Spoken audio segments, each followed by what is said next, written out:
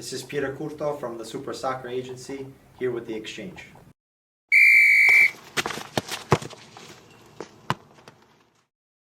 What is up, guys? We are here on another episode, a little different place. We are in Brooklyn, the heart of Brooklyn, and we are at the Brooklyn Italians Club. A beautiful place, full of a lot of history, and we are here with none other than Peter Curto from Supra. He is owner, founder, super agent. To his left, we have Mo, the Jersey King, and then to his left, we have Christian from Southward Network. Doing things a little different today, trying to get a little different perspective on the agent side of things. We brought this up last week in our episode, how we weren't sure about the cuts that players get, if the homegrown deal was good for players, so we figured we'd come right to an agent and get this all rolling. Sure. Yeah. Well, first off, thank you guys for having me. Thanks for coming, man. Yeah. You guys came here. You guys came here. Space, man. Thanks for came to visit Brooklyn from Jersey. This is an amazing place. This is an amazing place, Yeah. full of a lot of history, full of a lot of cups and memorabilia. And Yep. Well, I figured you're the Jersey King, so there's no other place to this really is be. beautiful. You know, the wood paneling on the wall says it all. This has been here for a long time, and a lot of great players have passed through these very seats in this building. And, you know, as you said, there's a lot of jerseys, pictures. This is like going down soccer history lane. yeah, which is crazy. When you talk to Giuseppe on your Yes. on his podcast, you spoke about them winning the U.S. Open Cup twice, Correct. 79 and 91. Yep. We didn't know about that. I thought you said like they won a cup. Yeah, Or like a U.S. Cup, No. not a U.S. Open No, Cup. the but U.S. that's- Open Cup. Which is crazy because right now they're trying to take the MLS out of the U.S. Open Cup. So it's Yeah. Well, MLS is trying to get themselves well, yeah, out. yeah. They're trying to get themselves out of it. They're trying to get themselves out of it. But something like that, like a tournament of that magnitude, to some isn't that big, or to a league like the MLS isn't that big. But obviously, this was a foundation for this place and this club. Oh yeah. Well, listen, the U.S. Open, believe it or not, has a lot of history, and you know we talked about the Brooklyn Italians, but New York in general, they have, I don't know the exact number. Maybe you guys want to pop it up on the screen or get some research. We'll look it up. There's teams that have won this U.S. Open Cup from the New York area, and you're stemming way back. You know, like this is one of the oldest, you know, if not oldest tournament in the United States when you talk about soccer. And there's history, there's a culture there. These, you know, this wasn't the beautiful soccer tournament that we see now on TV, the way that it's presented. This was like old school clubs like this, where they had the founding members and they were looking to build a team together, put a team together, and play for your pride of your local team. So very similar how the European teams formed, right? Yep. We talk about Inter, you know, obviously. That's what you love. If you see IFTV, I grew up an Inter fan. So the history of Inter is that it was a group of guys that didn't agree with AC Milan and created their own club because they wanted to allow international players to play in the Italian league. And the AC Milan founders were against it. They wanted only Italian players. And so through that, similar to how we're kind of all sitting around the table, they had lunch, dinner, whatever it was. They decided we need to create a new team, and they put this team forward. And then there's over 100 years of culture. And, you know, the history for many teams, you know, is similar to that, you know. That's amazing. I didn't know that. Yep. That's awesome. Yeah. Yeah. That's good to know, man. It makes me like Inter a little bit now. Knowing Oh, that yeah. they're for the It has a people. lot. Yeah, exactly. Yeah, It for the has a lot people, of by the heritage. people. I dig Yeah. that. I dig that. I dig that. That's awesome. That's So, awesome. who's your favorite player in Inter? Ever. R9, the real Ronaldo.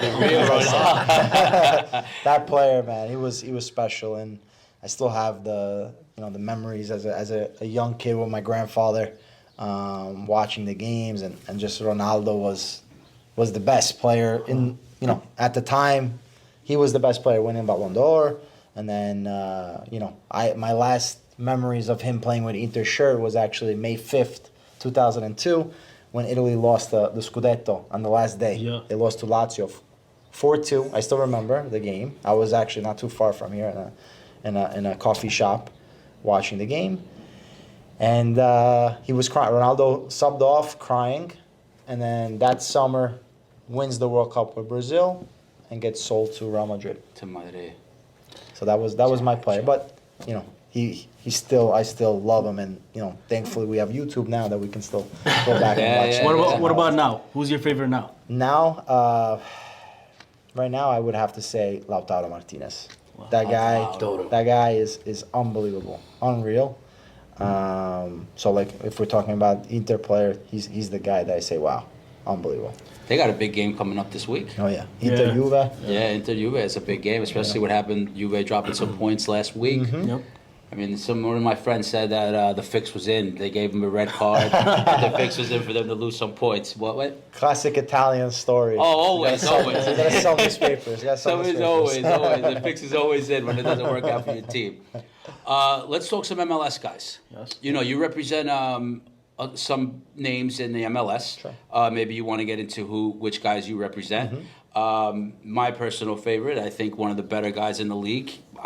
We always have this discussion. I think a top 5 player in the league. If not, maybe a 6 to 5. In Diego Luna, just got his first cap with the U.S. men's national team, which is huge. Yes. Yep.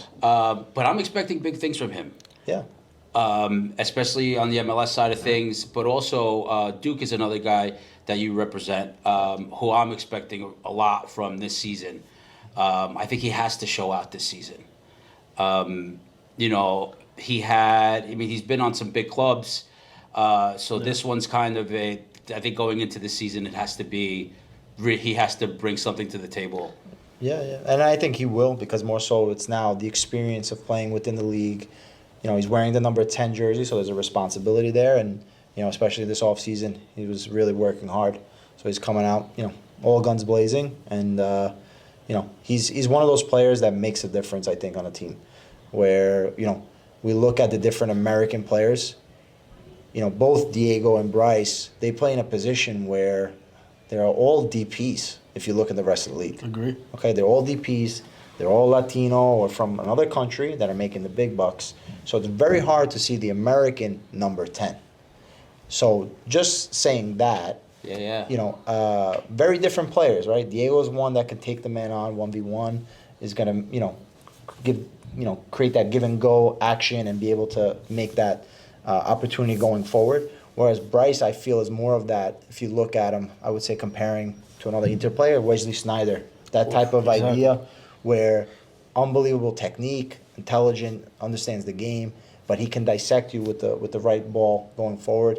Maybe doesn't go 1v1, but he has just like a different level of understanding the game. So both of them, have big seasons coming up, and they play important roles for their team. Well, perhaps, Peter, you can talk to us about how you created the relationship with them, with Diego and Bryce. Yeah, I mean, so we started, as my partner and I, Mario, we're kind of like the tandem team. Also, Tim is another guy that works with us in the agency. We're a boutique agency, so we're not this massive power, but we do our thing. We're able to get down and work when we have to. And like anything else, it's about relationships, transparency, and just being able to talk with somebody and explain, what we can be able to offer or do. So even, like a Bryce, it happened kind of out of nowhere. We happened to see a game and whatnot, and we reached out, and then from there, my partner Mario was really one that was persistent and being able to explain certain things, and luckily we were able to show what we can do, and that's what ultimately created the relationship. And then through Bryce, we happened to watch a game from the Barca Academy because he was also there, and we saw this one kid. We're like, who is this kid? He's legit. And then the conversation actually happened also because Diego had the relationship with Bryce already. And, Bryce gave the go-ahead in the sense like, yeah, you should talk with them. And that's how it really stems. So, ultimately, your reputation, relationship, that's what counts. Ultimately, you might not sign the biggest deal, but I think, not so much that it's karma, but you want to look to do right by someone. And I think you'll figure out that, something else is going to come up. Doesn't always work out the way that you want it to, but it ultimately works out as long as you're straightforward and you're going for what you want. So Yeah, because my thinking was for a player to be able to trust you, yeah. they have to know something about you. So how was it, at least you can take us back to the beginnings, for players to know who you were and show them that you're actually there for them? Yeah, so we'll talk a little bit about Bryce and Diego, which came in an interesting time because it was during COVID. So that must have added a lot of there was a lot of tension, but also not being able to really travel and see somebody face to face. Yes. So we actually signed Bryce, never meeting him in person. Wow. Yeah. Wow. Yeah. Interesting. So it was just during the time of COVID. And I think maybe also if it wasn't COVID, we would have had to, and we would have gone out to see him. But given the circumstances, we weren't able to because of COVID. So that was one part. But how we really started, so my partner Mario and I, we actually started by working for a local team here in New York, in Brooklyn specifically, where we would bring them to a U19 tournament called the Viareggio Cup. For years, the team, they had old methods, let's say, of being able to recruit, just having open tryouts, and nobody was actually going after or scouting players or creating a structure within the organization, and not really doing anything outside of the box, but just being able to be persistent, knowing what we want, trying to fundraise, and be able to build out a solid team. We went to a tournament where we would beat Nordsjælland, for example, which that team had 5 U19 national team players for the Denmark. Wow. Yeah. And we had a bunch of local city kids, really, because we weren't able to get the MLS Academy players. We weren't able to get the college Division I players. So we had to do our job scouting. And then from there, going to Italy and performing, or at least, showing that the American players know how to play the game, we met with different agents and scouts, and everybody was interested in the American market. Everybody. So that's how we actually got started. Both Mario and I, we decided to start an agency, but more so an intermediary sports company, where we would work on behalf of agents in Italy to try to bring players into the United States. So I was working in the law firm. We did like Italian immigration. We were like an Italian boutique firm. Okay. So a lot of like immigration law, business law. That was my forte, or what we worked on. And then by creating this company, we were looking to bring players into the American market. So, we spoke to Daniele De Rossi's agent, Sergio Berti, to try to bring him into LA. Then he went to Boca Juniors after that. Riccardo Montolivo, Stefano Caca, Balotelli, all these guys, we were looking to bring them into the American market. Ultimately, nothing came to fruition in that particular time, but it was a good experience for us to kind of understand how the market was working and where the market was trending, which was going younger and younger, and looking to develop talent rather than getting the old player that's looking to retire or come to the United States to play. But eventually what happened was we merged with another agency called PNY that had a baseball division and hockey division, and we formed the soccer division.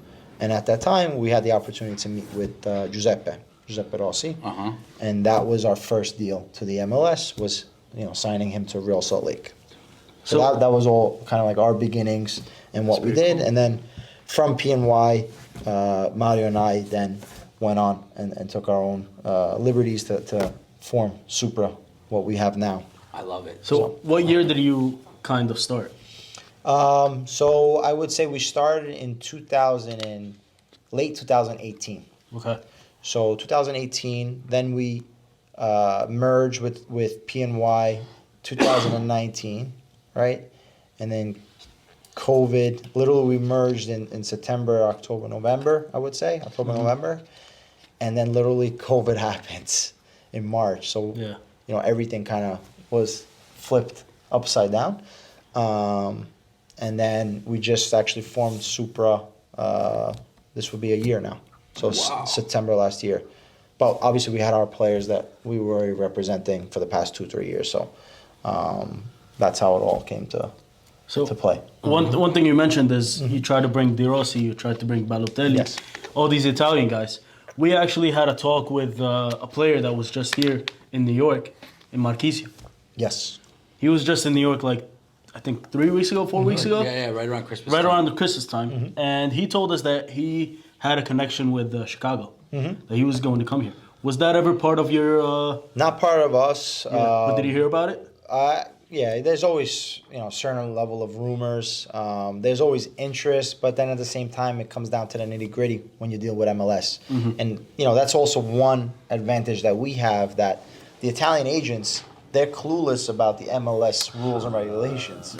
So having someone like us that can walk them through everything and kind of explain to them the whole DP and the U22 initiative and the TAM and GAM, and they're like, what the hell is going on? You speak in a different language. We know how to navigate. Yeah. So much. So, and that's the difficult part also for a lot of players that want to come here. They don't understand there's these intricacies involved.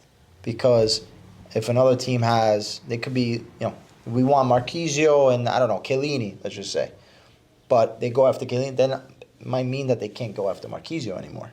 Even if they would want to spend, the budget doesn't allow it. So, there's I'm sure different rumors. And listen, all the players are all interested in the American market, even for an experience. I think someone like Marquisio, who's always like that one-team player with Juventus, it's hard for him to then switch to another Italian team. Similar with Insigne. A lot of times these deals have to kind of align. Insigne with Napoli, De Laurentiis didn't want to give him more money, actually offered him less money than what he was already currently on. He didn't fit the other team's style of play, Juventus, Milan, Inter. Maybe doesn't want to go to a Juventus, Milan, Inter because he's a Napoli player, born and raised. I appreciate that. I mean, but I'm not saying it's the only reason. Yeah. But that could also be a reason involved. Not having the space. Then you max yourself out. If you want a certain salary, you can't go to a lesser team or another team because of salary. So all those things kind of came into place, and then obviously Toronto making the offer that they made. He's had a tough playing time MLS. out there. Yeah, very tough, very tough. Like it was him and the whole Bernardeschi, team, every though, the week whole it's team. like you're hearing like they're gonna leave, they're gonna go, they're being linked to other teams. Especially they've had a rough Bernardeschi. time out there, but that's because they're not winning, and they've also Coach Bradley was there, and I don't think people get along with him. The son left, they both are gone. So I think this year that's another guy coming into the league with a chip on his shoulder. I think Bernardeschi I hope won. so. Yeah, Bernardeschi's the best player on that team. Me and By Pundit far. say They're every talented. time. But they got a talented squad. players. Yeah. They're talented players, but you got to know how to coach them and how to manage them. That's true. That's what I think. I had a question because I think he mentions Balotelli like every episode. He loves Balotelli. I love Balotelli. Just wanna know what's your interaction like when you're trying to reach to these agents of these big players. Do you have a conversation with the player and maybe some anecdotes, some things that you've encountered so far? I mean, a lot of times you're just speaking with the agent directly until anything really goes further. The agent is the one that's representing him, and he's giving you the information. And then you move forward. Even with Toronto, we were very close. Well, Montella was very close to coming to Toronto to coach before Chris Armas. He was one of the finalists. Wow. I think Gattuso was linked too, right? I don't know about Gattuso, I heard he was but yeah, I'm not sure. But Montella was real. We had the mandate from the agent, and we were the ones that were pushing that. And ultimately they went for a domestic, which was Chris Armas, and then the rest happened. What we saw. So every decision kind of affects another one, but that's ultimately what we had. We were also very close to bringing Joao Pedro. Wow. From Cagliari, not from Watford. Oh, okay. From Cagliari, who at the time was the best Brazilian goal scorer for 2 years in a row, and very close to bringing him to Atlanta. And it just ultimately then certain deals fall through, and then it doesn't. You miss that train once. Let's put it that way. And that's it. Yeah, no, it's inevitably that's what happens. Then the next year they're gonna have other objectives, or even that year they're gonna look for somebody else to fill that position, and then it's done. I met an agent once before. He used to rep, not Scott Boras. He's another big guy in sports. I forgot the gentleman's name, dark hair. I think he represented A-Rod, maybe. I forgot who it was. But I was explaining to him, how do you sell the guy? And he's like, listen, I have guys in my roster where I have stats that people didn't really look at before. So I have people in my office put together a book on somebody who may not score the most touchdowns, but he covers this much ground, which is like the most ground in anybody in the NFL. He was out there for this many punt returns, which isn't something that's out there. Is there an angle like that you guys try to maybe put out there where people don't really see, it's not just about goals or assists, but more of what you do out there on an individual, like whether it's cover ground or a locker room guy or something like that? Yeah, I mean, you're saying as far as presenting to teams? Yeah, to teams. Okay, to teams, yeah. Because with soccer, it's different than baseball. It's different than football where it's very stat driven. Obviously now we see analytics play a big role where teams, they come forth with a profile of player that they want for each position. So they'll run them through the analytics, through the system, and then if there's interest or it matches up the profile, then they'll take it to the next So step. it's kind of like style of play, where Yeah. I think we spoke about this before, but with Giuseppe, when he tried to train with the Red Bulls, I think he didn't fit that style of play because he was not a high press guy. He's a goal scorer, but he's not a high press guy that will run for 90 minutes because he's like 33, 34 at that time. So at that time, I think it didn't fit him. No, he was younger. He was like at that 31, time. 32. Maybe. Yeah, because around that was 2018. Yeah. But that should have been something that the Red Bulls should have capitalized on.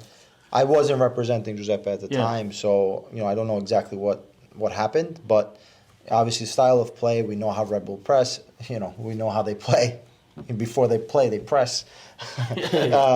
So it would have been maybe a hard fix, but I just feel, listen, for me, I'm still, maybe you call me old school or whatever, I enjoy watching a player that knows how to play the game, that has an IQ, the touch. There's no comparison. And this is from people that were within the Red Bulls at the time when he was training with them, getting fit. They said there was no comparison, his touch compared to anybody on that team, okay? And rightfully so. He's arguably, for me, he's the best American-born player to ever play the game, for me. Wow. Okay? And then especially, obviously, as an Italian-American, for him to go on and play for the Italian national team, people don't know his story, but he left here at a young age. He did. He left Yeah, here when he was United. 11 years old. No, before that, he was in Parma. He was, yeah. Okay. So, Me, he 11 left years as old. 11 years old, left his family. It's a whole story, and it's for him to tell, really. But I get goosebumps thinking about it because growing up, as we were talking about before, like if you were a soccer fan or player, you were like a second-class citizen. Yep. So like for us, my parents being born in Italy, my grandfather, like that's what got me into soccer. So like the Italian national team was everything. In 2006 when we won the World Cup, there's the jersey with Luca Toni. This whole avenue that we're on was literally closed down, 20 blocks, Yeah. and people celebrating. So It's in their blood. it's in the blood. It's in the blood. culture, Yeah. and even with Giuseppe, that's what he feels is something that it's inexplainable to a lot of people. And the game, if you look world, just going around, go to Argentina. That's my dream, to go to Argentina, watch one of the games. national team games. Yeah, Boca Juniors. over there, Boca Juniors River Plate, and just be in that crowd, just like sit like this, and you'll probably be moving. I brought up, when we were talking to Giuseppe, I couldn't help but think, and I still can't help but think, what could have been if he would have been playing with like a Dempsey, a Donovan. I The US think national team. that could have been the hump or the guy that takes us to that next thing in American soccer.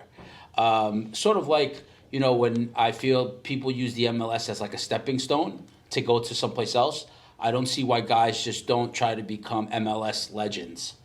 I think that if he would have maybe took the route of playing here for the United States, God only knows what that would have did for the national team's history, I think. Yeah, but you know what? Like I said, it's for his story and for what he wants to say, really. But ultimately, I think you have to go for where your heart And that's exactly feels. what he and, told us. and yeah. and that's what it comes down to. If your heart is one place, then it'll be foolish to go another. Yeah.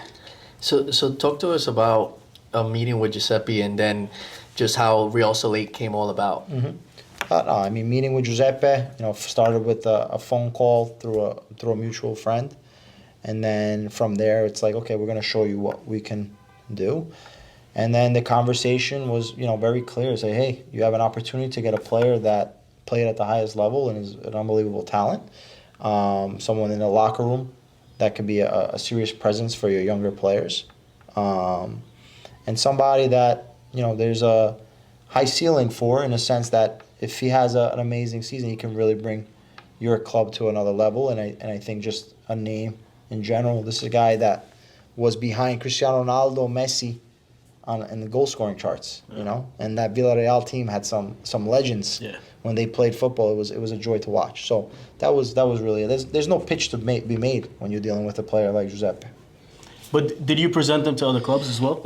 Sure, we present them to other clubs. Which other clubs, if We you had don't to mind? also look at, well, ultimately we presented to clubs that played a certain style.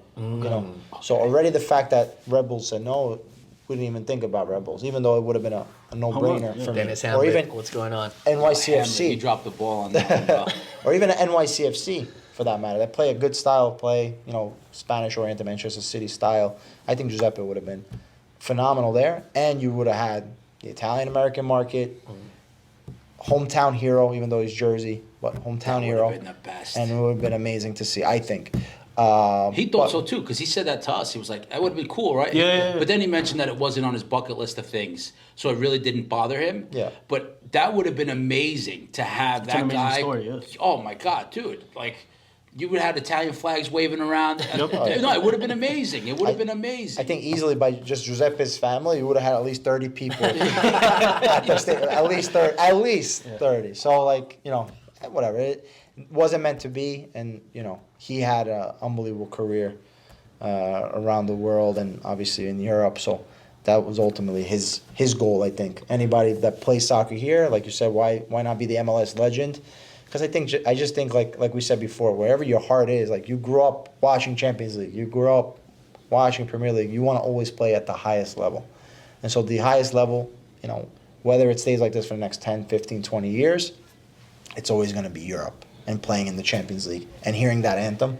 I never played professionally, but that Even at the was stadium. anybody's dream to just be able to sit, or stand rather, and just watching the fans and hearing the anthem and playing in San Siro, playing in Old Trafford, in the Bernabeu. Like, those are places that you say, wow, Yeah. And so that's everyone's dream, I think, ultimately, and you can't fault it for 'em. Oh, no, of course not. But, in that episode where you guys talk, he mentions, and we mentioned it also, Sir Alex taking him. Yeah. And he was still like a baby. Yeah. But he was a Milan guy. And he got to see the Rhino. Like, the one thing that he mentions is hearing the Rocky song Yeah. and then seeing the Rhino. And I'm like, dude, I could just imagine you're still a boy. You're Yeah. in this place where, you grew up watching this and Yeah. you're there on the pitch. Oh, you yeah. know you're not going to play, but there's something about what's happening at that moment for yourself that has to be bigger than life, bigger than anything. Oh, yeah. Well, listen, I think, not to put a plug in for Giuseppe's podcast. Oh, no, but we 100% can. You got to Pepito's listen to it. Pepito's take, Episode 2, season 2, he's the one that's on there. I'm on it. But Yeah. I think I actually enjoy watching season 1 Okay. because it tells his story through his eyes, through what he lived. And so that's, a lot of people always ask, what is it to be a pro player? Or what do you think about that? Like, you watch that and you see it unfold in a sense, like his explanation of his sacrifices and everything that he had to do to become, a top player or be a professional player. So for anybody that's interested in that, I think that's something to really take a look at. I listen to it all the time. Yeah. My favorite episode was when he had on the doctors who helped him. Yeah. Because, for a little bit, there was a stint where he was injury prone. I think he had to go under the knife, but it seemed like him and his doctor created or not even his physical therapist, I think the gentleman created a crazy bond of him trying to get back. which is huge. A lot of people don't really get into that because Yeah. it's like a dark spot for him. But he was able to talk about that, which is probably hard for a lot of people. Oh yeah, it's very hard, and I think also because we see the players as the athletes that they're untouchable, or they are superheroes, or young kids look up to them. They're people at the end of the day. Yep. They're human. So the same way that you wake up and you have good days and bad days, they do, or that there's problems in families or something happens, they have that. So when there's things like injuries, that takes a toll on a player, because there's a setback and you have to now get back to a top level. They do things that, as athletes in any sport really, you're doing things that your body's not supposed to or not able to. Yeah. And they're doing it, so like you have to get back to that top level again. So, even going back to what you said with Giuseppe when he was mentioning the Man U game versus Milan, that's everyone's dream. Like as a kid, you just reminisce. You as a player, you're reminiscing your dreams as a kid, and then obviously, things might change along the way, but that's the beautiful game. Listen, the Rocky song, we got two, so we could have played Bolson Parade for Giuseppe at Rebel Arena. Oh yeah. Let you know, Just Dennis. saying that. Just say it. I had a question for you. Well, just kind of like your perspective on it, because we know Giuseppe has a strong take on MLS, but what was his perspective before joining RSL, and then his perspective afterwards? Because there were a lot of things that, for me, I found it interesting that he wasn't happy about. Yeah, I think his perspective was that, this is the United States where soccer is growing, and he wanted to also partake in that. Coming back home, even though it was, 5 hours away by flight, it was still an idea to come back to the U.S. and play in the MLS. And I think just ultimately it was a rough year for everyone, because there was COVID happened. So, I think his experience was affected because, things changed rapidly. You weren't able to do this. You weren't able to do that. There was restrictions, red tape. Then you have this MLS bubble where it feels as if you're playing in, a youth tournament. You don't have that professional environment, or the stadiums being full and everything else. So with all that, and then, obviously his difficulties maybe with staff or whatever, it left a little maybe sour taste in his mouth. But ultimately, I think, that really maybe affected his perspective of the MLS. And, obviously he has his perspective, his way of looking at things, and rightfully so, that was his experience. For me, I think MLS, could definitely do things better. There's probably ways that they can do things better, and try to be more attached to the fan base or fan bases, and do things more so for soccer purposes than business purposes. But where we are now compared to where we were 20 years ago, and even 10 years ago, like the level of players have just risen.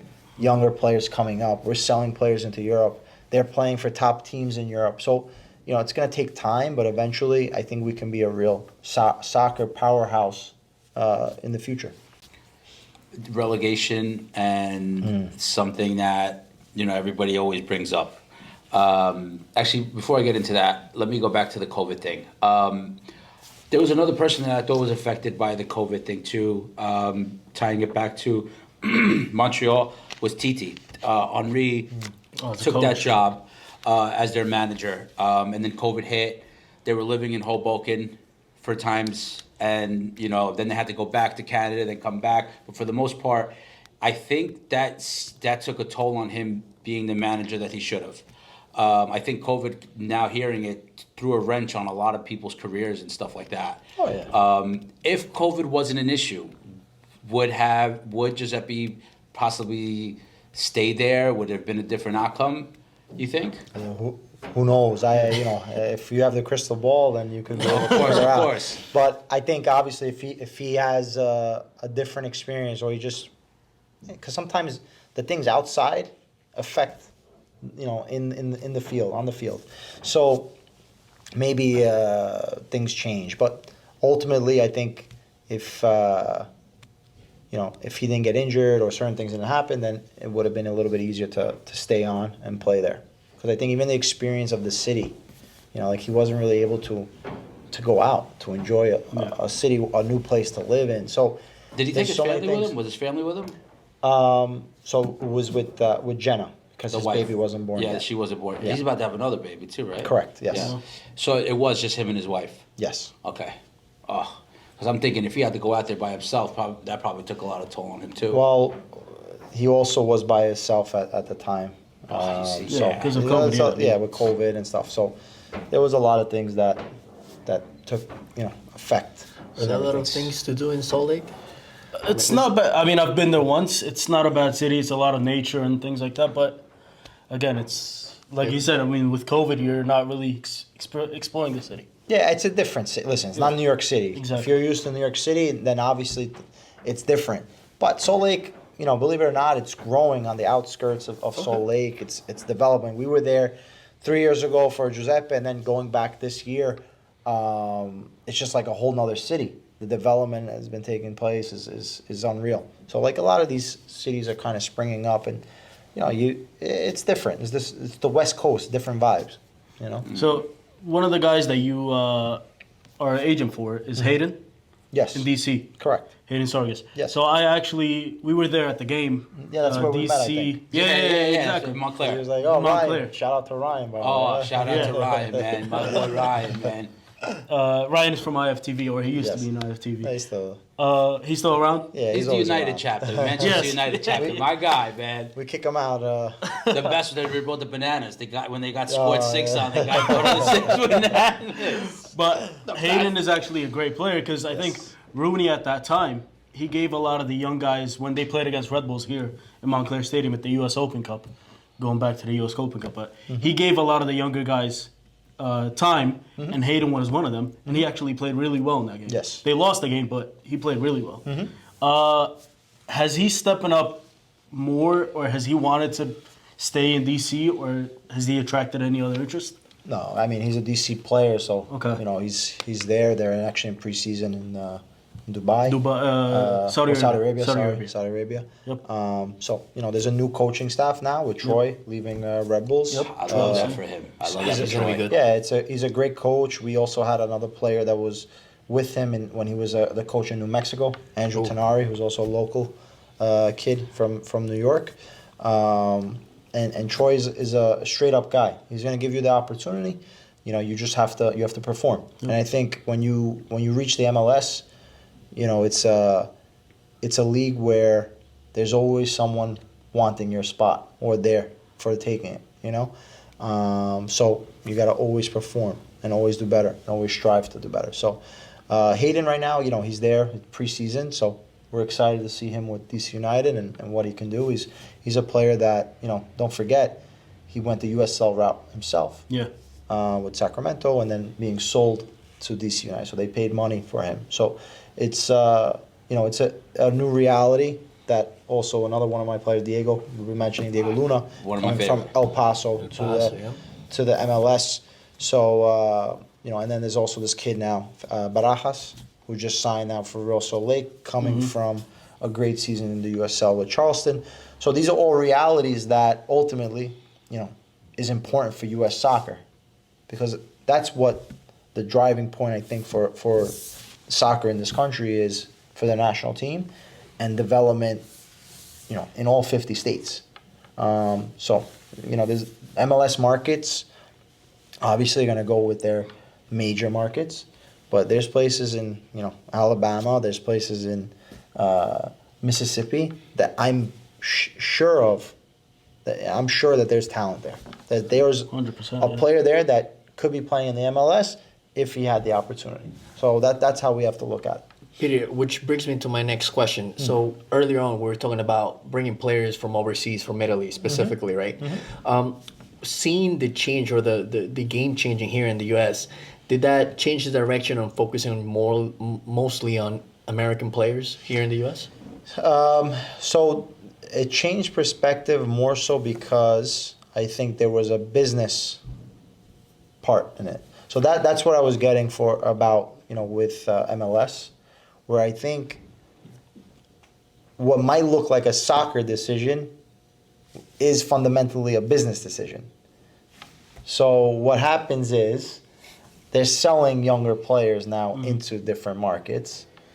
All the owners are saying, why am I spending money for this older player to come here, have a half-decent year, and then be gone?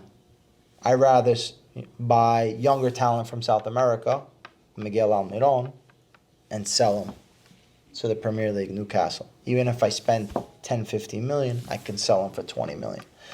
The only thing is, it hasn't really worked out much, because when you spend already 10 to 15 million, there's only limited teams in Europe that can spend 20 million. So really, you're going to sell for either the same amount with a future sell-on or even less. And, let's look at Thiago Almada, talking about the MLS, and not to get into specifics or anything, but Atlanta spent a certain amount. Obviously, they're going to look to sell him at a certain amount. So that has still been a difficult part. Whereas if you look at the American players, now, there hasn't been a major investment in the player as far as a transfer fee, and you're able to sell for 3, 4, 5 upwards Times. in the millions. And that's a business strategy and business model.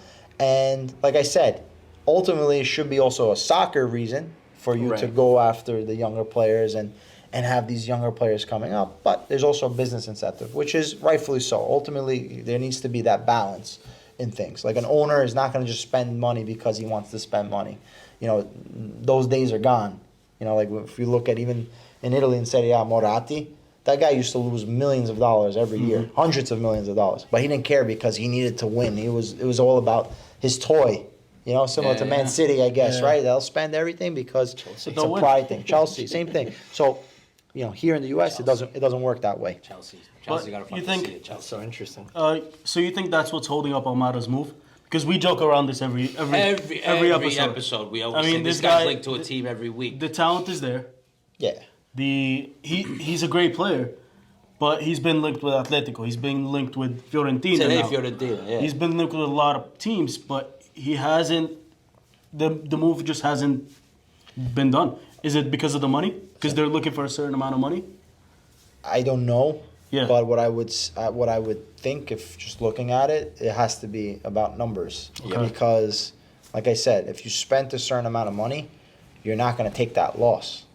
Mm-hmm. You want to, unless you're desperate to sell, which MLS teams, the owners are not desperate to sell. They have money, they have infrastructure, they have everything that you need. So you're not going to get a bargain price. This guy made the Argentinian national team. Exactly. So he's of a certain level. I know he didn't play afterwards. No, whatever. he made it, Alright. but he made it because there was an injury. And listen, Injury. but But even to be the 24th Yeah, player you're still of there. Argentinian team, Yeah, you're still there. saying shit. You're still this guy's there. good. So I think it's more so just a numbers game Okay. from the outside in.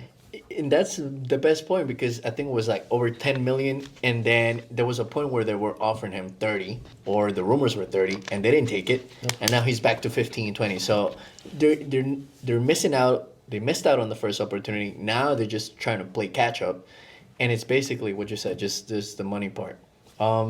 Just wanted to get back also on the USL part, because seeing a player like Deo Luna, right now, everybody's pretty much calling and asking you, what's the amount? What can we get to get a guy on our team? How do you handle those situations? Because you have to think about the player, and you have to think about yourself too, Yeah. right? No, but ultimately it's about the player. Like, where is his next right step, if it even is that. Because right now, he's at RSL. He's got a lot to prove still. Like, it's all about RSL right now, and for what he's going to be able to do for this team. Of course, there's always going to be some interest, but ultimately, anything that comes in, it's a filtering process where it's, a place for him to play, or for him to develop, or for him to reach a certain level that we see is right. Because for him to go to any team and then it doesn't fit his system, for example, it would be foolish. Or go to a team that doesn't play, younger players, it would be foolish. And, that was the reason why with RSL there was a project in place for him. There there was a certain style of play and what we were looking at as far as a project and RSL, and Diego loves it there. He's really enjoyed his time, and it shows also on the field. The way that he finished out the season was remarkable.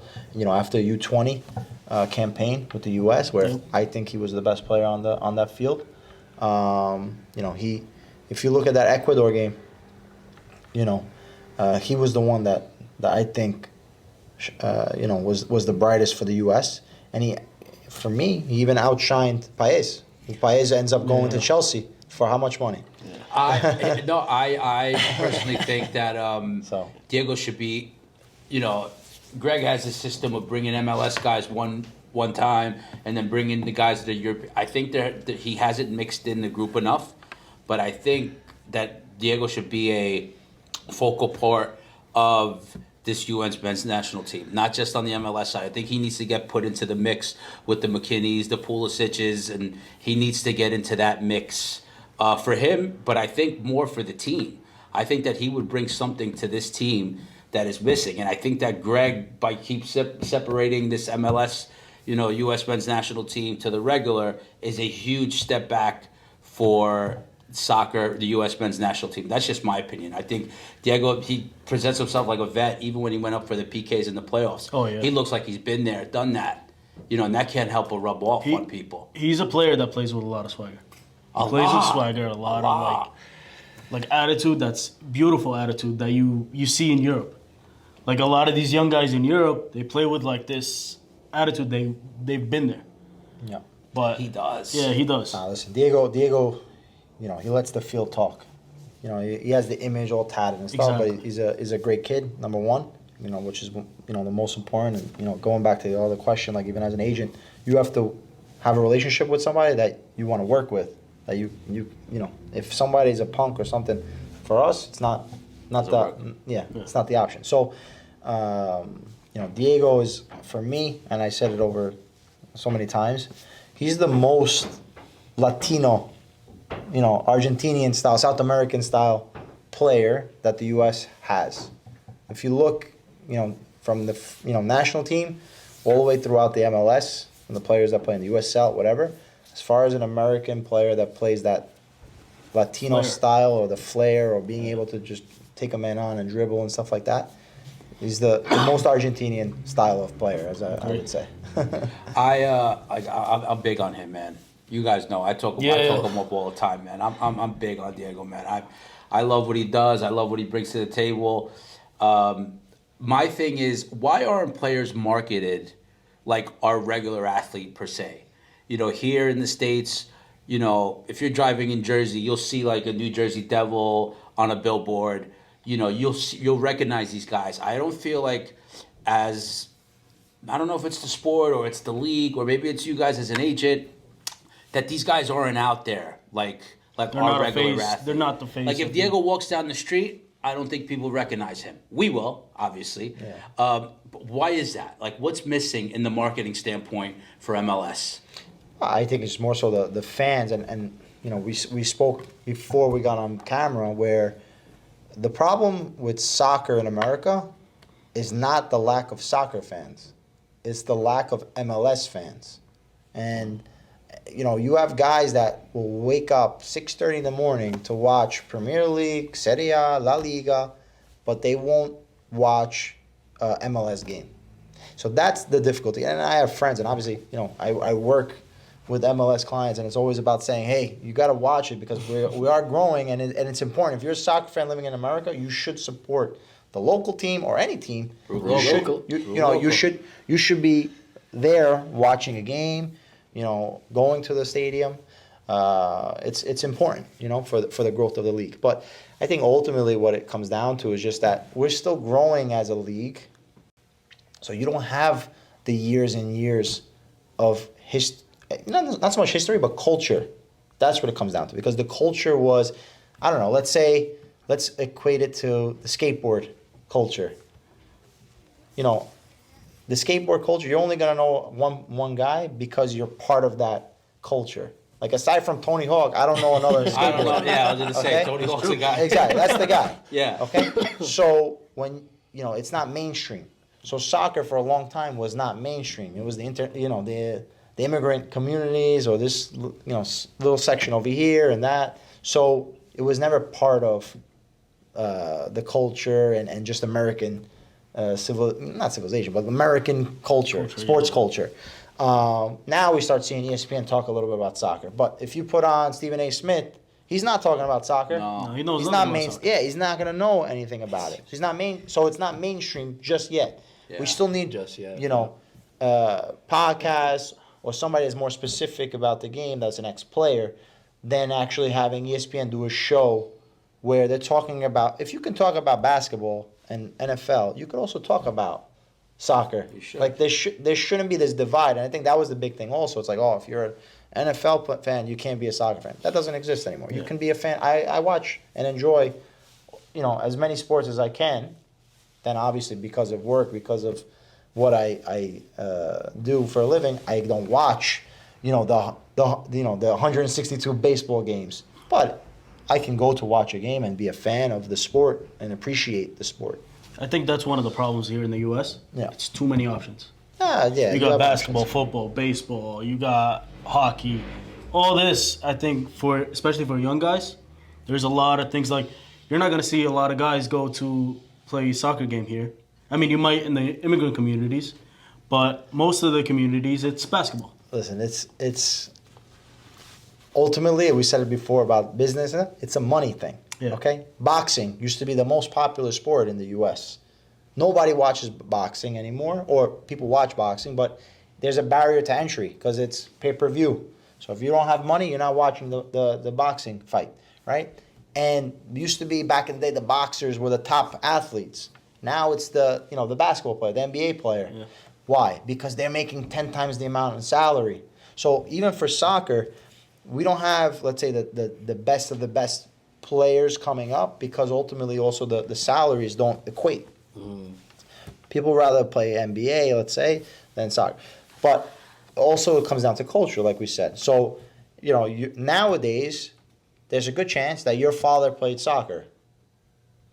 The generation before, there was a good chance that he didn't play soccer. Mm-hmm. Coming forward another 10, 15 years, you're going to have a good chance that a grandfather and a father played. So now there's a culture growing up that the parents that played the game know how to make the adjustments or know how to give you the ball or pass you the ball. And now all of a sudden you're born into it. Now we start talking about soccer reaching the next level. So going back to not to cut you off, but going back to the marketing stuff, it's also marketing. It's based on what people want. So if the people don't want to see, the soccer star on the billboard, they rather see, the NBA player, then the NBA player is going to get that billboard. Outside of New York, but believe it or not, you'll have areas like Real Salt Lake. They They're have there. billboards with Yeah. RSL. Really? Yeah. So I visited Real Salt Lake maybe like three years ago or 2 years ago, and there was billboards. I visited Houston. There's Houston. I mean, there's players on the billboard. Dallas, same thing. LAFC or LA. But I also think MLS does not do a lot for the community. So NBA, for example, they go to underdeveloped neighborhoods, and then they bring players. They play. They do like camps. They do whatever it is, like put them on the travel team, put them on tryouts, things like that, where it helps these players get to know the game, get to show their talents. MLS, it's mostly you pay for the camp, like what is it, like $500, $600 for a camp for the Red Bulls. Same thing for the NYCFC. I think either MLS or USL have to do more of community developments or community tryouts or community help where players are getting to know the game, getting to play, getting to show their talents. Yeah, I mean, I think it just comes with time. For example, the Brooklyn Italians here, they are affiliated with the Rebels. So, they can have a chance if you're playing for your local club that there's some way to reach a pro academy, which is important. For the most part, the MLS academies go after the MLS, next affiliate academy, like the Gachis, like the Met Oval, and that's where they go do the main scouting, right? So it's harder to go into. There's like these different levels, like a pyramid kind of thing. So like let's say the MLS academy is the top, right? They'll go to the next level to go scout. Unfortunately, there's probably players in the third level or the fourth level that are good enough, but they're not going to necessarily go and look there, right? They're going to look at that second tier. Whereas the second tier should be going down. But because of just what the American culture is as far as sports, it's always a pay to play. Exactly. We don't have the first team. Like if there was a youth team that had a first team, there's an incentive now to have that player play for your team, the youth phase, and then play for the pro team and offer them a pro contract. We don't have that. So fundamentally, the only way that you can get money or be able to operate, really, because that's what it comes down to, there's always operating expenses, you have to have a player pay. And, there's different teams that I know offer scholarship, and that's important. Obviously, we talked about Red Bull and NYCFC both having fully funded programs, they're doing 2 free programs. which is amazing. But that's recent. Yeah, recent. Well, Yeah. like I said, I think it takes time. But ultimately, what you have to look at is for those pro teams, there's an incentive to get the best player, not because the player can pay or because of so many other reasons. And I think the biggest issue that we face in the United States when it comes to players is transportation. That's the biggest problem because, in Europe, for example, there's so many clubs in a 100-mile radius. Yeah. Whereas here, there could be one or there could be 2 clubs, professional clubs, we're talking. So that's the difficulty. And like even busing kids or having, like if you're the Red Bulls, right? You have that whole New Jersey, New York area. Like you should bus kids from who knows where to come play or for housing or whatever the case might be, to be able to get the best players from within that area. What advice do you give to a player that's up and coming and to their families that have a talent that is beyond what we're used to seeing and taking that next step? I've heard from somebody, don't play high school football. Go more into showcases, kind of showing off what you can do in front of other agents and other talent, stuff like that. Which route would you recommend to families and players to take it to that next level, if there is that next level for you? Yeah, no, I agree. I think it's a matter of playing at the highest level that you can play at. So right now you have the MLS Next. That's where you should be. Because if you're playing at the highest level, at the very least, you'll be seen by a college, by a pro team, whatever the case might be. And then obviously if you had an advisor or somebody that's working with you, he can present opportunities, but only based on what you show within a top the best that you can play at, the best level that you can play at. Because then from there, people can recognize the playing field. People can recognize the level of play. So that's what I would always recommend. It's like, be the best in your area first, and then you can start thinking about being the best nationally. And then you could think about going internationally if you wanted to. Like that's the objective, is being the best where you're at. And for younger players, it's all about the technique, the physical part, and then mentally. Mentality of a player is huge, even with families. It's very difficult to play that fine line, to get too excited, or to think, oh, my son is the best. It's easy, right?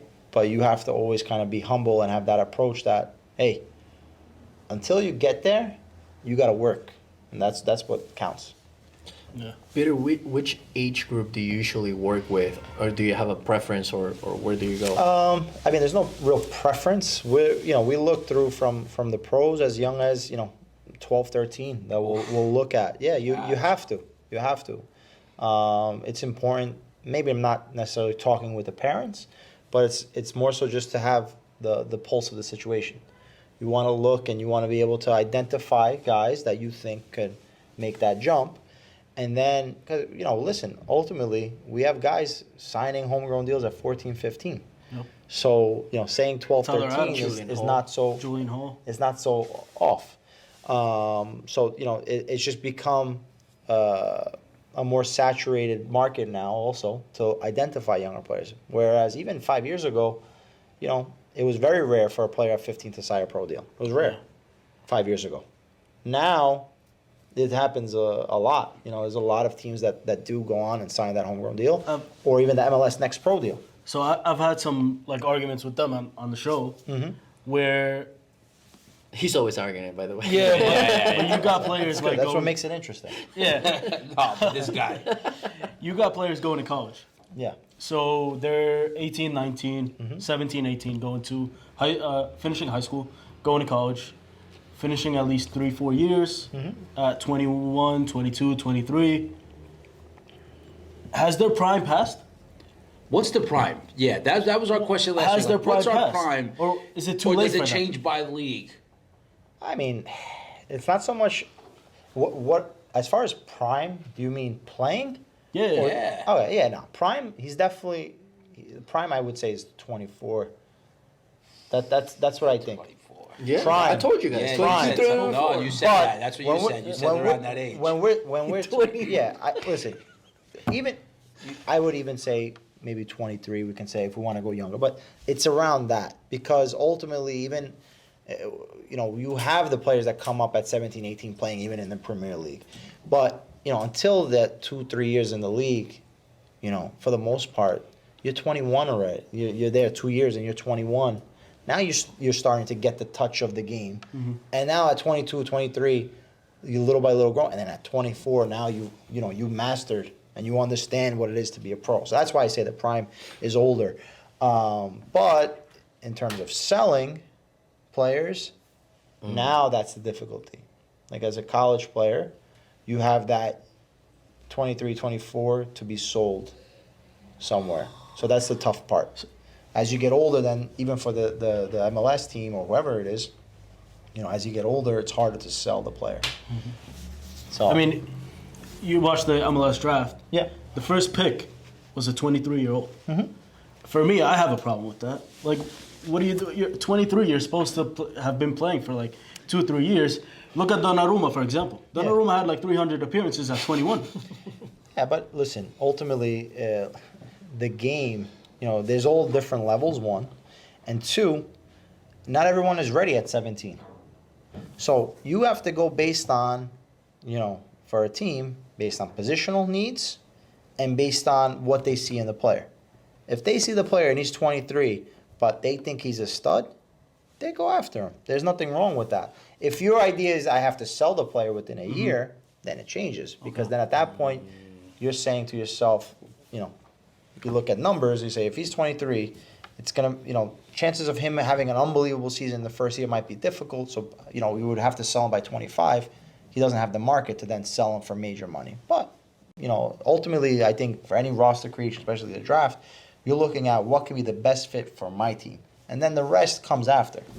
I think the point that we're trying to make is take the Red Bulls for an example. They sign a player like Julian Hole from the academy who's 15 now, Yeah. or going to be 16. And then they sign a homegrown deal with Royal Mitchell, who's 21. But we're trying to figure out what are the differences. Do they use specific metrics to see like, all right, this guy has a potential to play in the first team right away, and this guy just needs probably some time in college. Like, what have you become familiar with working at this level? That's literally what happens. It's like the teams are looking at every player and saying he's not quite ready or he is ready. And then also there's the other part that's involved with, which is called the European passport. So whenever a player has a European passport, there's a risk to lose the player. He can say, hey, I'm European passport, I'm going to go live in Europe. Whereas other American player can't move until he's 18. Really? Yeah. Wow. By FIFA, the Article 9 in FIFA, to protect minors, you're not allowed to transfer for sporting reasons until you're 18 years old. Unless you're eligible to live in a country, which the European passport allows you to live in the country. And obviously there's all the restrictions as well as a minor and whatnot. But ultimately, if you have the European passport and your family moves to Italy, let's say, you have every right to live in Italy because you have that European passport. So that's and what that gave player can play. That's what gave Giuseppe the advantage. When he was playing, he was this article didn't exist, Okay. so it was a little bit different. But for him to live there and everything else, yeah, he had the Italian passport and he was eligible to.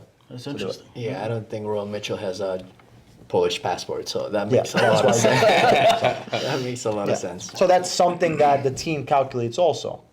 They're gonna say, hey, maybe he's not quite ready, or maybe he is ready, or does he has a passport that can influence something?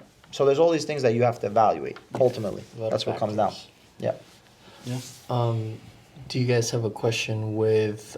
So one of my question was, obviously you work with many players. What happens when a player is not happy where they're at right now? How do you handle those scenarios? Yeah, I mean, it's difficult, but ultimately what you do is, really you got to do it before. So you know already as the agent what's going on.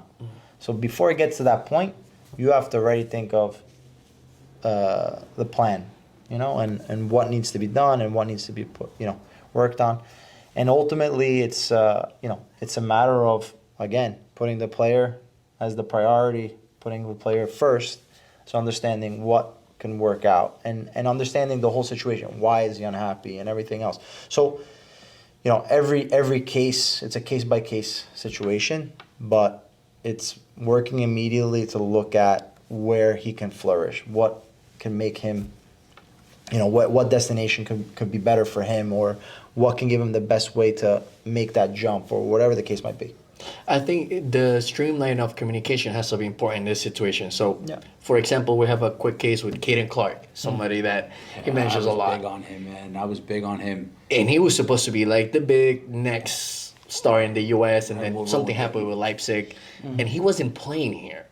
But he went through a whole year, maybe more, where he was just unhappy with the team. Miserable. And yeah, and then I'm thinking, why wasn't something done for him to, instead of being stuck and without playing for almost a year and a half, now returning back to MLS and didn't make it in Europe? Yeah, And I maybe mean- maybe that's what you were saying, because I think at that time he was actually 17.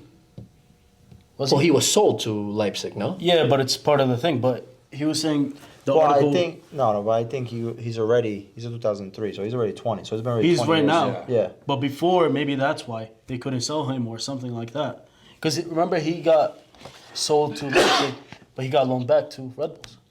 For a short time. Yeah, But then yeah. he spent a whole year, whole season. Exactly. And he wasn't playing. Yeah. And then you had a conversation with Caden, right? And he was unhappy. Actually, at Montclair, and he was very miserable.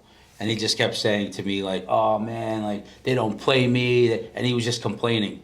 And I remember telling him, like, dude, you're about to go play in Germany. And, people don't even fathom that. Like, that's not even a thought for some people. But this is something where at the end of the season, you're going to be there playing for a bigger club. Obviously, he went there, and it didn't work out for him. Now he found himself back in Minnesota, which, again, I blame this completely on the Red Bull. I thought that the Red Bull handled him terribly. I thought he was going to be a talent that was going to be it for the Red Bull, possibly a face. I was big on him, man. I was buying all his rookie cards the whole 9 yards, man. I was. Well, that's the real reason. Yeah, Business reason. that's it. Not the soccer reason. I got all the cards. I was heavy on him, and it just didn't work out. For him. But I'm hoping that when he comes back now with Minnesota, I hope he turns it around and he did what he had to do. I know he had an injury too, if I'm not mistaken. But I mean, me personally, I think that the Red Bull handled it wrong. I gotta put Peter with the agent hat on. And what would you have done in that situation? I mean, I don't know the full situation, Right. so I can't really speak a lot on it. I would just say that, you have to look at a project, and that's what ultimately comes down to. So, you got to put money aside, everything aside, and just look at what makes sense. And that's really the approach that I would take. But ultimately, things happen. It didn't work out for him for I don't know what reason, and it's more so now he has an opportunity in Minnesota. If He's from Minnesota. he can come back, and he's still young enough. So I think you have an opportunity still with those 60 cards that that he can come back, and it's just things have to be in the right fit. It has to be the right fit, and ultimately that's the most important part. So you mentioned the importance as an agent.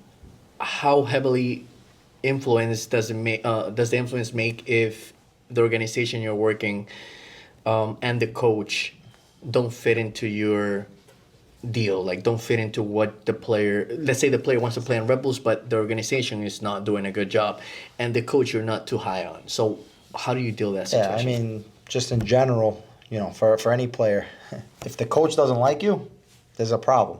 You're not playing. Yeah. And then as an organization too, if they have a methodology or a way to play and you don't fit it, then it's not a good fit.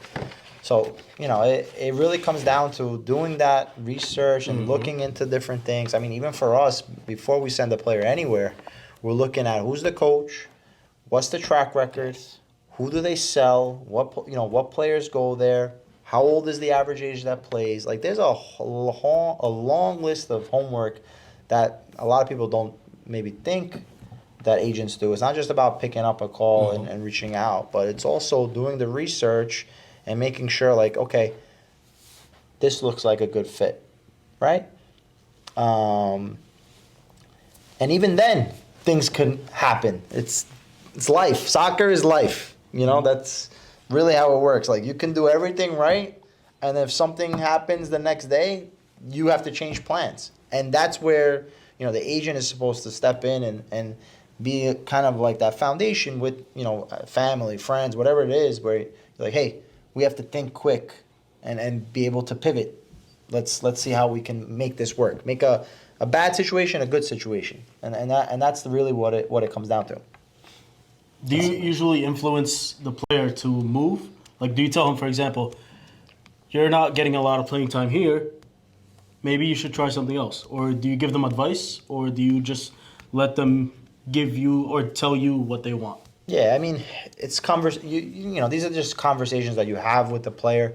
It's not so much saying, "Oh, I'm, convincing you to have to move," or convincing you to say.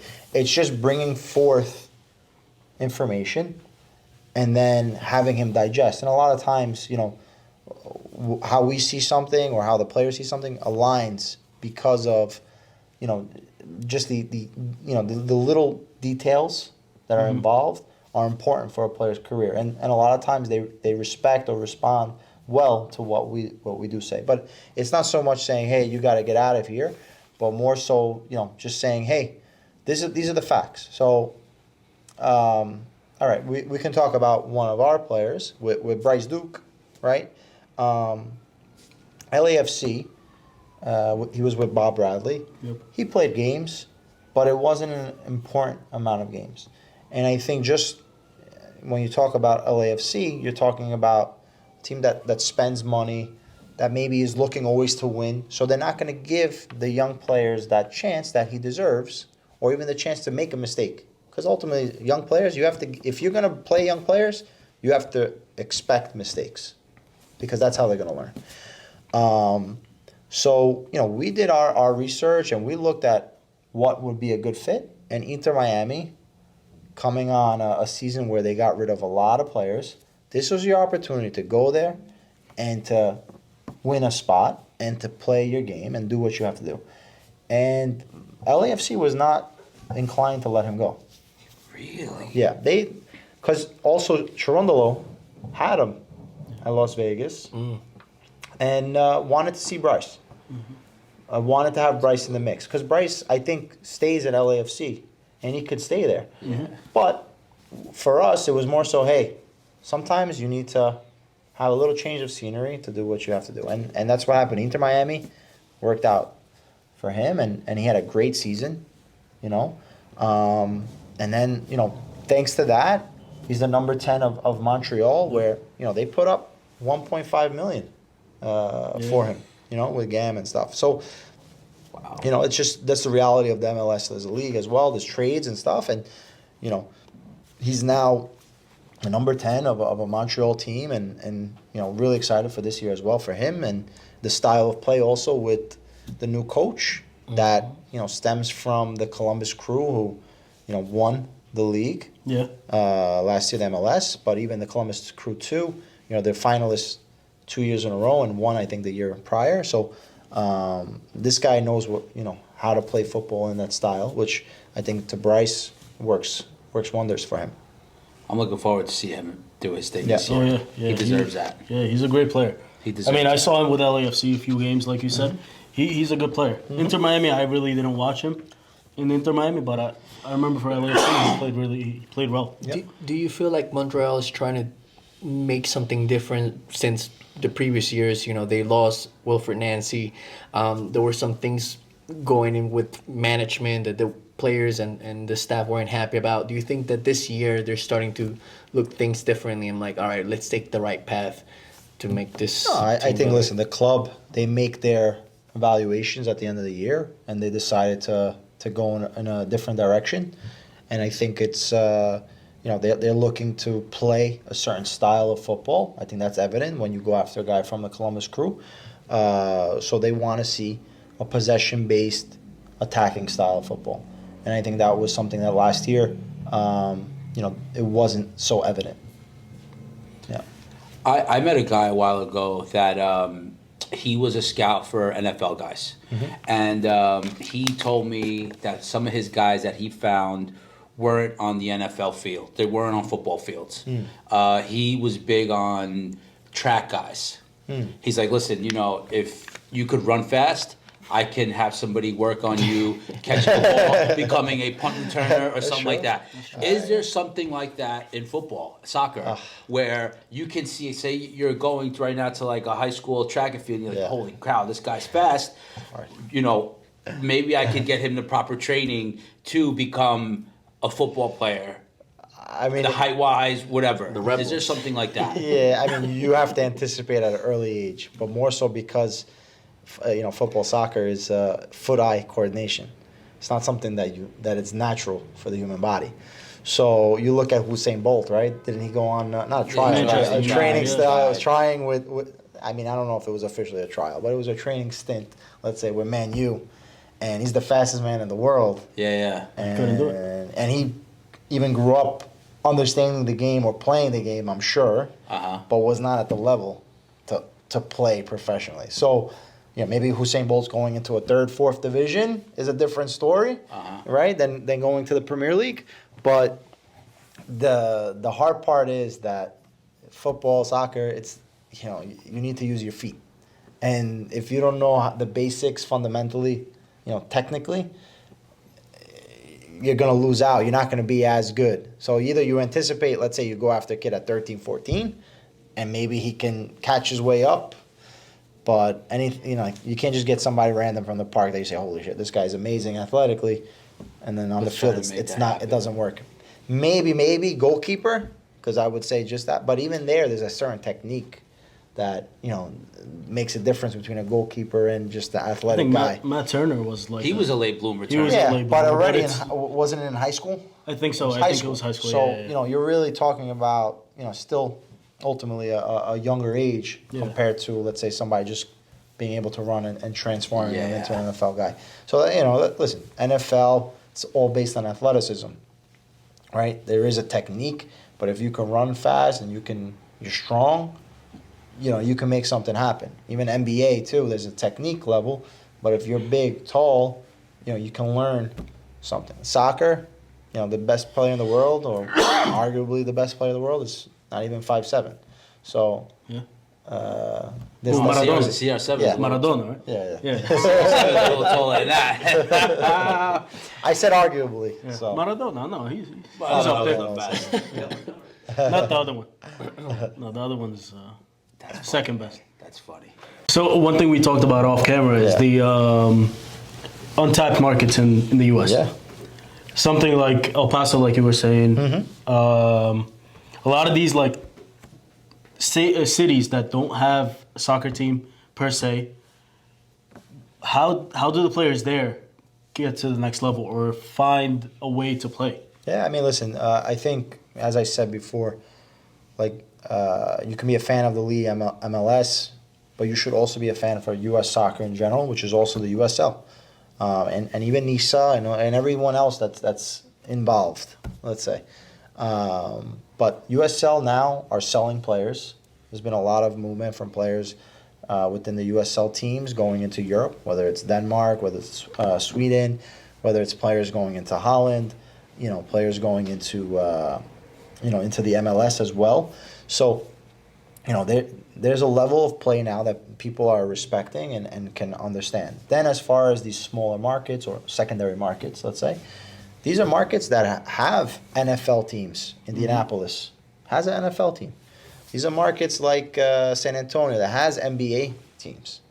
They don't have MLS franchises, but now they have USL franchises where, there's a serious interest in having a soccer team for their city, having a real estate project for their city that comes with having an actual soccer field, and having a soccer-specific stadium, and maybe don't sell out 30,000 people, but you get 8 to 10,000 people, and that's nice for a city like El Paso, where it's maybe a hotbed that people don't even recognize, but is right on the border of Mexico, and there's what we were talking about before, culture, like even New Jersey, people don't realize, but you know why the Red Bulls have a difficulty selling out?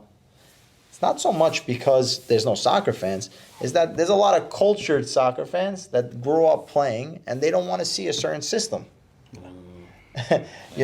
It's not so much that you get a big name player, because that also helps, obviously, but people want to be attached to the club. We're talking about the Portuguese in North Jersey. Exactly, yeah. These guys, but even the Americans, we're talking about Soccer Town USA. Yeah, Soccer Town USA. That's Okay. great. I mean, have you guys seen that? I told you guys got to watch that on YouTube. These are guys that they grew up playing soccer in that area. They know the game, and when you see a certain style, you get turned off by it. Well, a team that hasn't been competitive in the playoffs in the last 5 years, that can be a turnoff for Of a course. lot. Anybody, yeah. Or you're not spending money when you're in New York market. Exactly. That's a big thing. And one of the biggest markets in the U.S. Because one of the things that I tell both of the guys, it's like there are a lot of people that know the game. Maybe there are not too many outlets like ESPN or other broadcasting places to talk about it, but there are a lot of people in Jersey that know the game and they know what's wrong with the team. They know. Yeah, I mean, when Zlatan, for example, when he came to Red Bull Arena, it was sold out. Oh, yeah. When a lot of people, when they come, like a lot of big teams, Rooney, for example, you'll see a lot of people with Rooney shirts. You'll see a lot of people with those older players or those like stars bring players to the stadium. I mean, bring people to the stadium. Yeah. So it's, I don't know. I think both NYC teams, they fail to do it. Well, one of them won. So, I don't want to knock it. Yeah, I mean, I know Christian hates NYCFC, but, they won. Yeah. And they did the whole by Unfairly, people but created, unfairly. but they won. They won. They got a star above the crest. That's all I got to Unfairly, say. Unfairly. They had Philadelphia Union had like 20 people with COVID. With so COVID, so that's why. Yes, they won it. I'm not gonna take that. I like. A win is a win. Respect. A cup is right? a cup. Yeah, a cup is a Doesn't cup. matter how you won it. But they did have talented players, and they were from South America. There was a mix of American players as well. So I think what my question to you, Peter, is what is your take on high energy drink soccer? Like this modern German or European style of playing, but it's just, counter pressing Oh, listen, I think 90% of the game. You could even see that by the players that we represent. Like I said it before too. It's like we're old school in the sense we're connoisseurs of good football. That's what we want. Like a bottle of wine. You want to talk about wine. That's football for us, right? Like when we want to see a certain style of play and just I get excited when I see a player make the right move, make the right style. I don't get excited by the guy being able to run as fast as he can, made 3 mistakes, but still because of his athleticism, able to hold on to a ball. Like for me, that's not soccer. I want to see the one-touch football. I want to see the runs, the overlapping runs, the IQ, the timing. Messi said it. It was so funny because MLS is all about running and the energy and all this stuff. Messi said to his teammates, "You got to walk more." And that's the beauty of it. Like, you have to think yeah. before you do anything. You have to already know what you're going to do 3 steps behind, before everyone else. So, based on what I was saying is, like, I enjoy the number 10 role. I enjoy that classic football where you had the number 10 that was orchestrating and the regista on the back, right? The 6 that was able to create, and move the ball. And obviously, when it comes to winning, you might have a different approach for a game that you have to defend, that you have to win a title, and the 3 points are so important.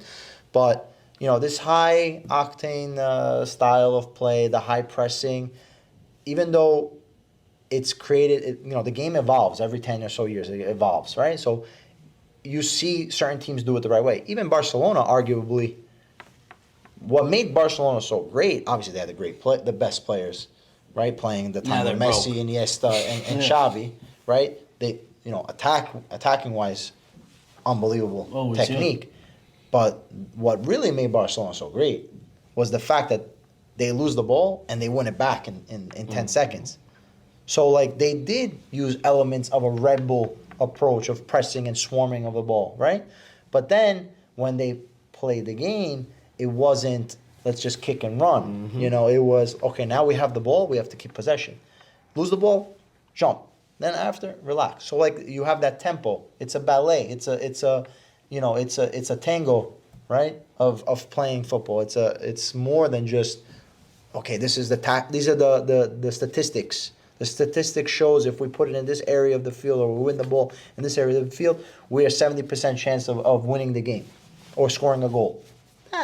Yes, it works, and it's fun. It's important to analyze it, look at the analytics, and say, okay, this can help us in our approach to a game, but it shouldn't be we live and die by it. But listen, ultimately, what I say about Red Bull is, their whole organization does it. They look to do it. They do well in their other leagues. So ultimately, they have a project. They have a style of play. By all means, at least I can respect that. I can respect, this is my style. This is how I'm going to play. I'm going to live and die by that style.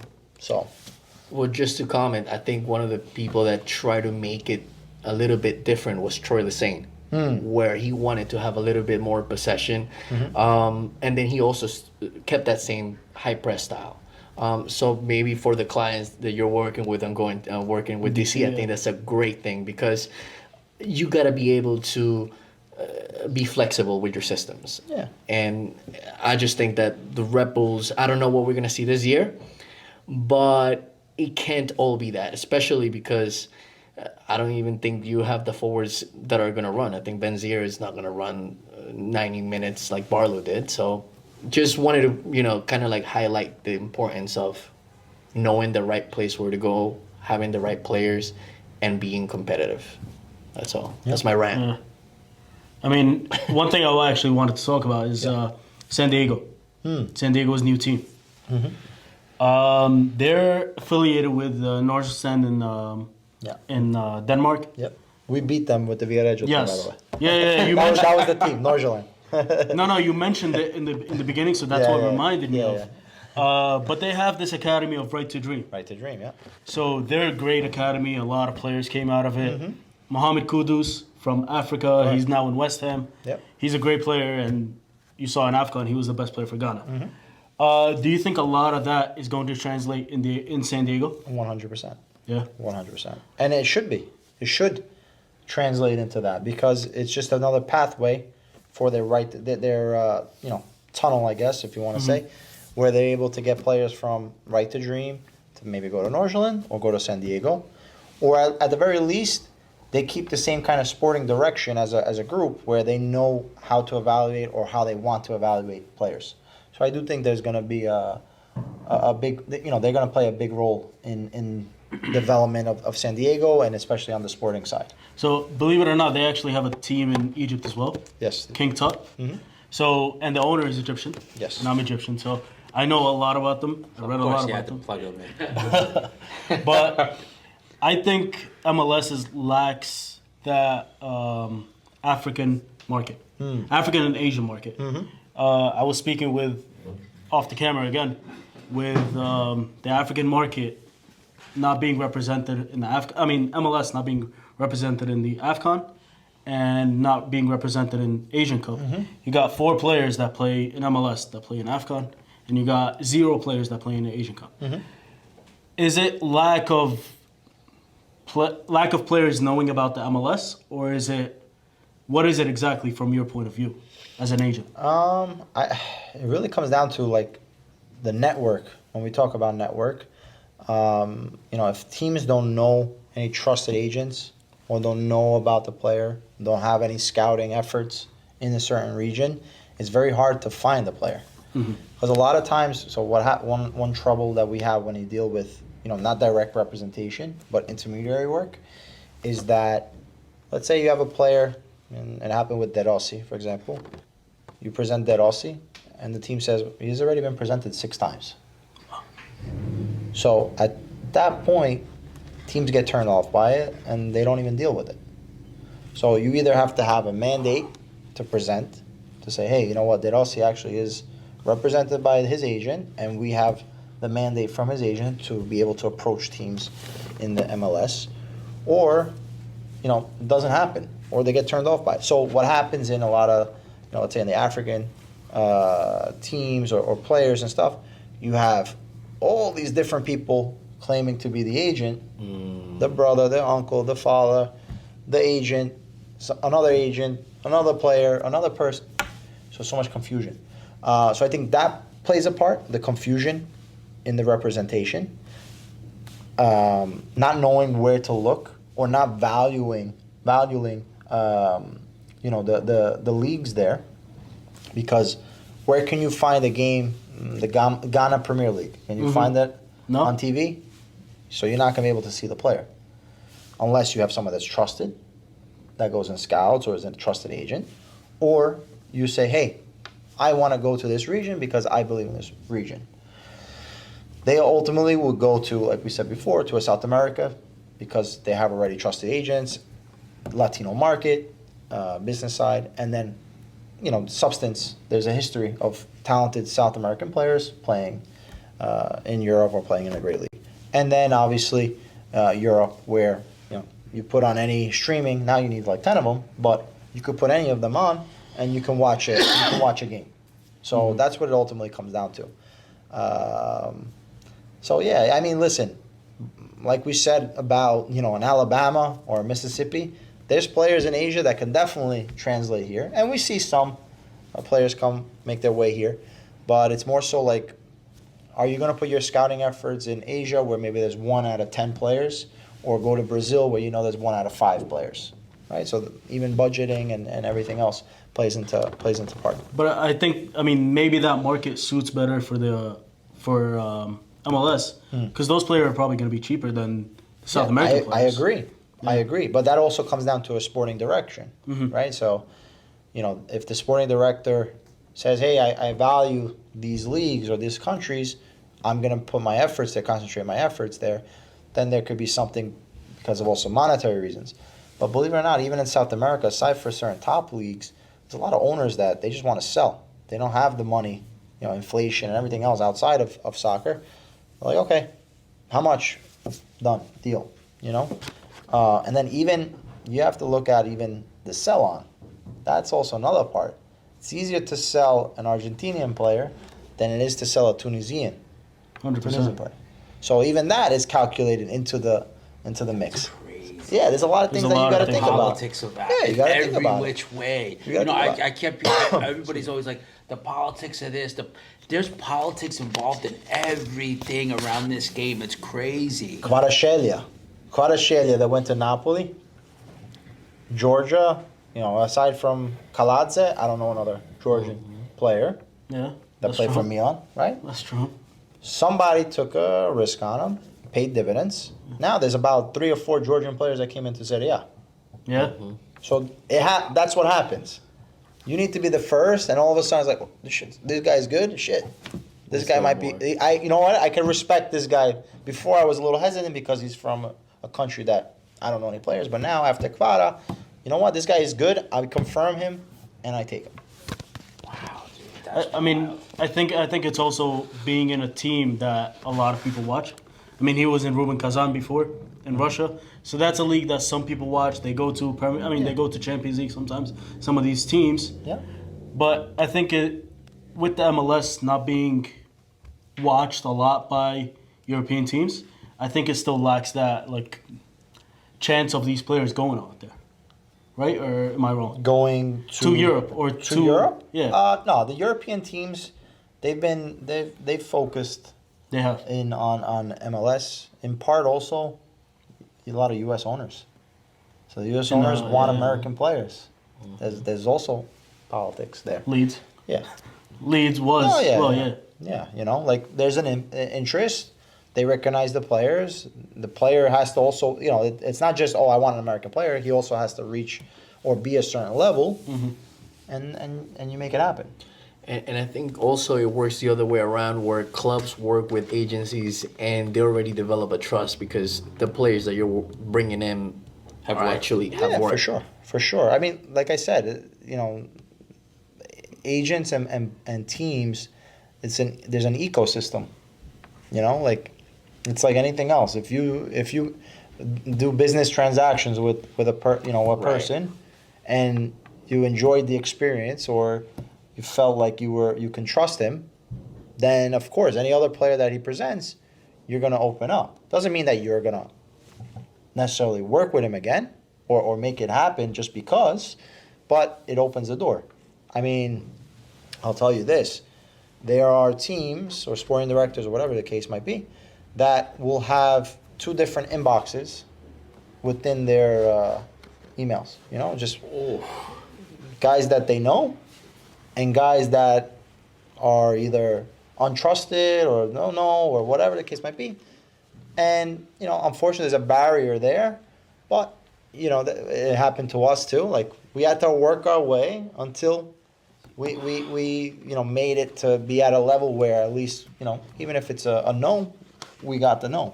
Yeah, there's plenty of times that you don't get an answer, right? Yeah, it happens. That out, yeah, it out happens. to clubs to try Yeah, it to happens. make stuff happen. But it doesn't stop you because ultimately you just need that one to get through, and then little by little you build it out. So what's your actual background?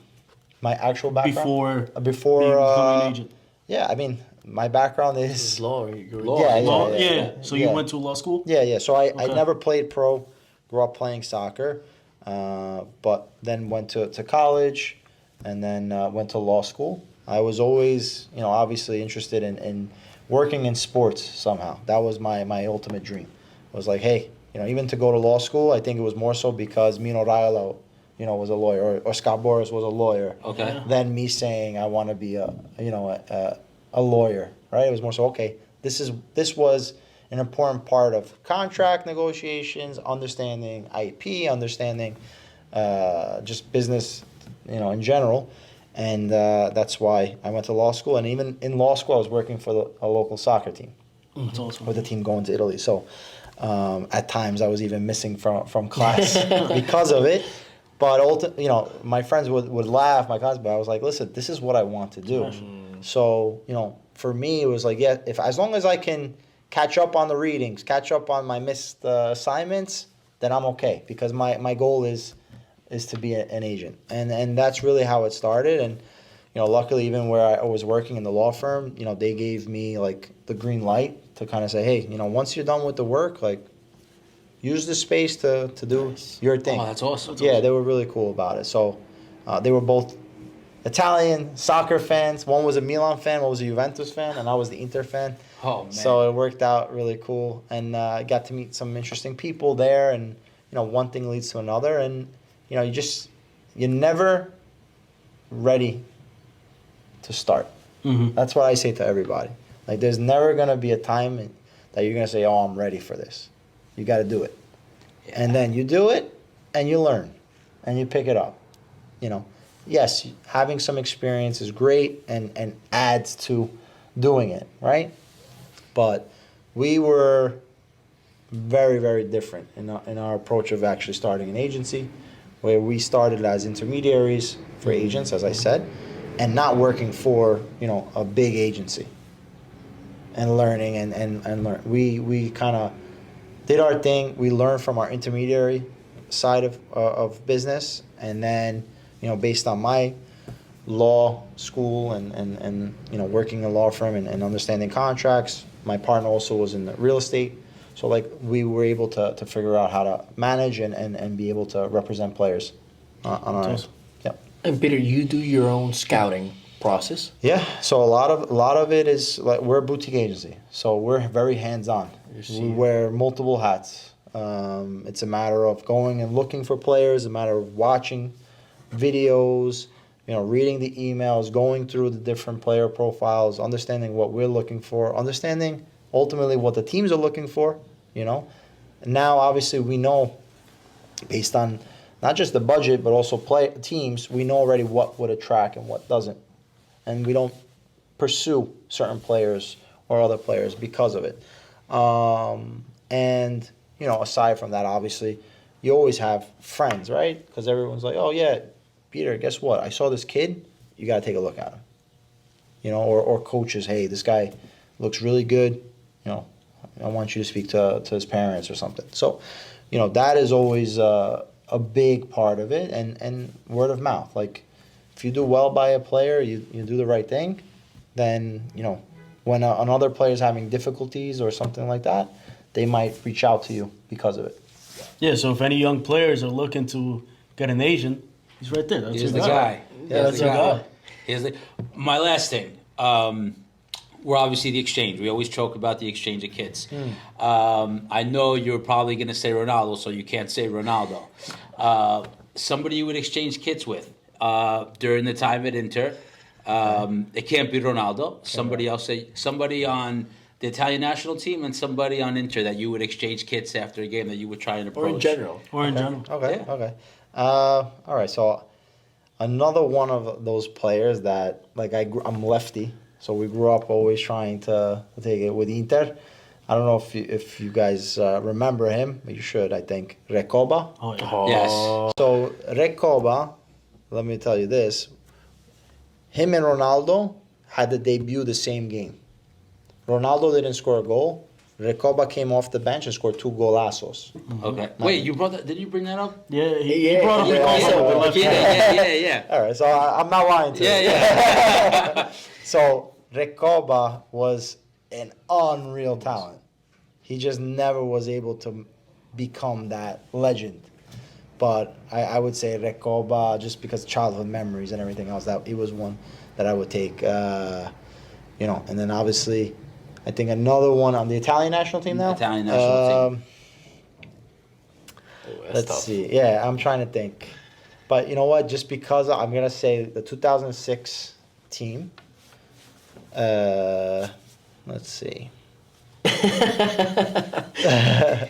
Well, because I met with Fabio Grosso. Okay. So he was obviously the one that scored. He was the Juventus Primavera coach at the time when we had the team in Viareggio. You know what? I'll say I met with Cannavaro too. So I love Cannavaro. Cannavaro would have been that guy. And we met with Materazzi too. So that was. I would have said Materazzi, being that he was the only Inter player on that team, and the whole Zidane thing. And That was the exchanges of all in the final. exchanges. You guys. I mean, everybody kind of knew the story, but when you guys had to sit down with him, he kind of told you what really went down. happened. Yeah, that's the one. He wanted the sister. He said. He said he wanted. Yeah. Yeah. So all right. So just to pick one, I'm gonna say maybe let's go with Totti. Yeah, Oh, that's of course a you good can't one. say it. Francesco Totti, I think, the number 10, and then even the respect to stay with Roma, when Yeah. a lot of teams would have called, for him. And if he leaves Roma, maybe he's even considered one of the top players in discussions with, I'm not saying Messi or not, but there. He should be one of the guys there because of what he did and what he was able to do.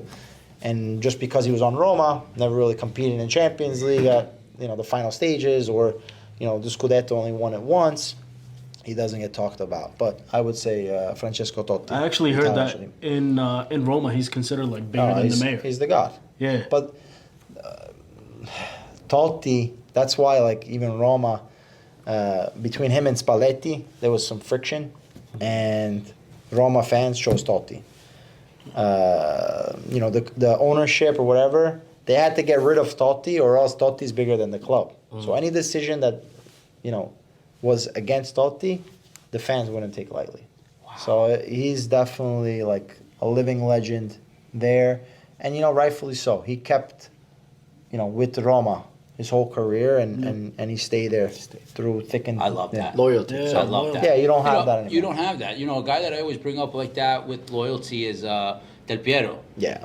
When they went down, when they got relegated to Serie B, Buffon too? a lot of guys, Yep. Gigi, a lot of guys left, Zlatan was one of the guys, a young Zlatan that left. Camoranesi, I think, was a guy that left them. But Patrick Vieira, too. but he stayed. Both of them stayed, and they become the legend. For the club. I think that's huge. Oh yeah, even more so. I gotta say something on the first guy that you mentioned, El Chino Recoba, because I'm Ecuadorian, but in World Cup qualifying, every time he stepped up to take a free kick, everybody was scared. Yeah. Because he knew that more than half of the time they will go in. Amazing player. He's an amazing player. Ready? Okay, guys, that is a wrap. Pete, thank you so much, man. This was amazing. This place was amazing. Can't thank you enough for taking the time out of your day to come and sit with us and have a little chit-chat. Hopefully we could get you and Diego to come. Maybe get Luna to come and chit-chat with us at some point. Yeah. Or Bryce. But again, thank you. Yeah, thank you so much, Pete. This was great insight, and I hope younger players who see this or people who see this might have a better understanding of how to try to take it to that next step. Here we are. Sure. Yep. And even being around the game, you could be an agent, you could be a coach, you could be a player, but there's a lot of opportunity with soccer. Yeah. Or you could have a podcast as well. Podcast. Exactly. Well, for me, I think, Peter, thank you so much for your time. Obviously, you could have done many other things, but sitting down with us is special. And obviously, you're doing amazing things. We have one of the most skillful young players with Diego Luna and many more that you represent, so can't wait. Please work with the Red Bulls at some point. we could use some of them players, but thank you so much. Thank you guys for having me, really. It was a pleasure. Thank you, guys. Thank you. And Peace. change out. Thank you. Change out. Change out.